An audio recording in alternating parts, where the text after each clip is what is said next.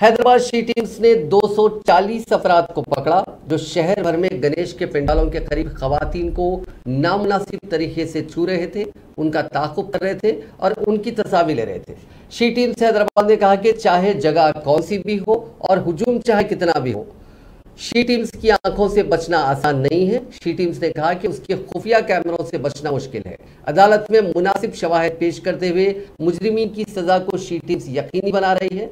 Additional commissioner police she teams AR Srinivas ने कहा कि गणेश फेस्टिवल के दौरान हैदराबाद कमिश्नरेट के तहत तमाम गणेश के पंडालों में शी टीम सरगर्म थी। गणेश की तकारीब के दौरान खवातीन के साथ नामुनासिब सलूक, उनकी जानबूझकर छूने और खवातीन को हरासा करने वाले 240 अफराद को गिरफ्तार किया गया।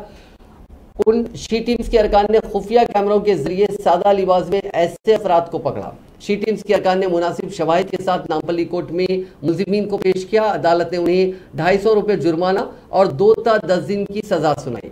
हैदराबाद पुलिस कमिश्नर CV आनंद ने additional commissioner police crimes and SIT she teams and भरोसा AR श्रीनिवास की रहनुमाई और एडिशनल DCP S राघवेंद्र की निगरानी में हैदराबाद शी टीम्स की पेशावारियत और अज़्म की सताइश की और बिलखुसूस मुबारकबाद पेश की।